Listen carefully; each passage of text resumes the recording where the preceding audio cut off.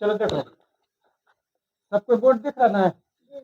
Board एक ध्यान देना। देखो, आज जो हम इस क्लास में सीखेंगे एक चर वाला रैखिक समीकरण। चर किसको कहते हैं?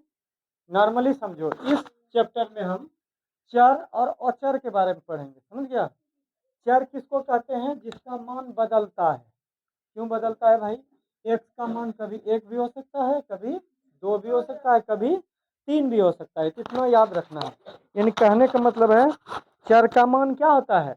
बदलते रहता है। समझ गया? और चर का मान नहीं बदलता है। एक की जगह कभी भी एक का मान कभी दो हो सकता है? नहीं हो सकता है। नहीं हो सकता है। इसका मान नहीं बदलता है, याद रखना। अभी हम क्या सीखेंगे? चर। लिख लीजिए इसका डिफिनेशन, कॉपी निकालिए, लिखिए। चर जिसका मान क्या हो?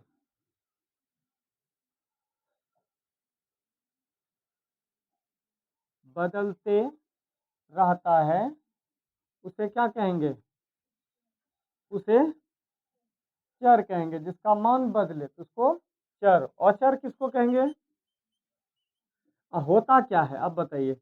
अचर हो जाएगा आपका ए से जितने भी अल्फाबेट है, ए बी सी, आ जाएगा एक्स वाई और जेड तक, जितने भी हैं क्या हैं? चर हैं। अचर किसको कहते हैं? जिसका मान नहीं बदलता है। जिसका मान नहीं बदलता है उसी को क्या कहेंगे? वो चर। जैसे क्या होगा? एक, दो, तीन, चार, इसी तरह कहाँ तक? इन्फिनेटिव यानी अनंत तक। इतना दूर तक समझ में आ गया सबको?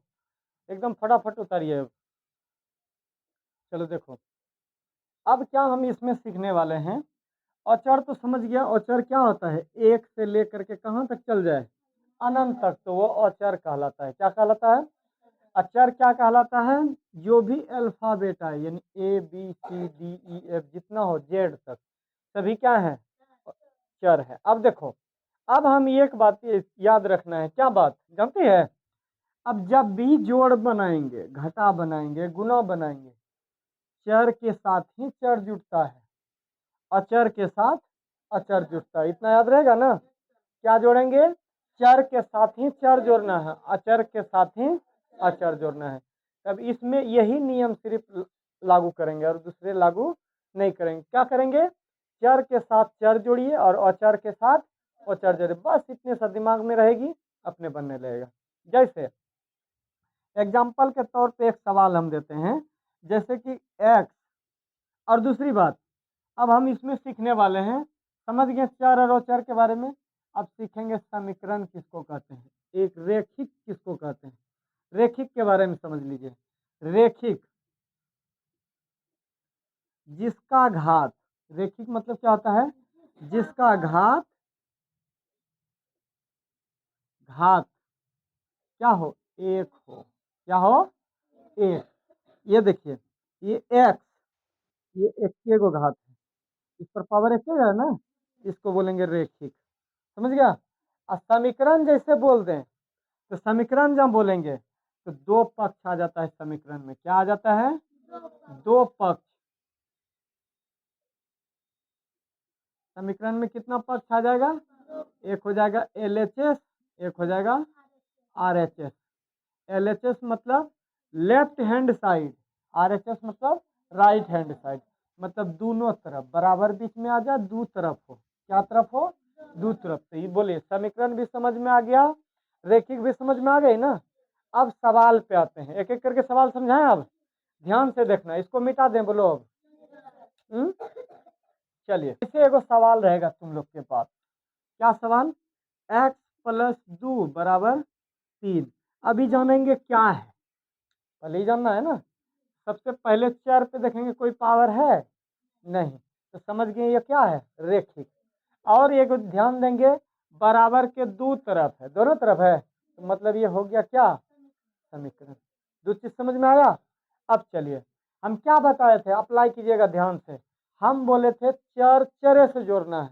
वो चर बताइए, एक चर अकेले है ना?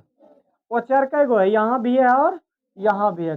अब क्या करना है, इसको इस तरफ लाना है। बाबा बराबर के जब भी इससे इस तरफ लाते हैं चिन्ह परिवर्तन होता है। क्या होता है? तो चिन्ह परिवर्तन का कहने का मतलब है यहाँ प्लस में है, जब दूसरे तरफ आएगा क्या में होगा?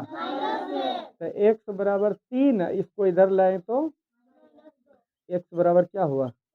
बोलो कौन कौन समझ में आया, किसको किसको आया? उम्मीद है कि सब सीख गया। अब सवाल बन रहा है, फिर से रिपीट करते हैं। चर को चर एक साथ जोड़ना है और चर को, तब सवाल बन जाएगा। बनेगा? तो बनाइए। x + 2 बराबर -3। आंसर बताओ फटाफट, कितना आया? कैसे -1 आई बताओ? देखिए प्लस में इधर है और उस तरफ लेके जाना है। अब पहले से माइनस में, ये भी हो गया माइनस।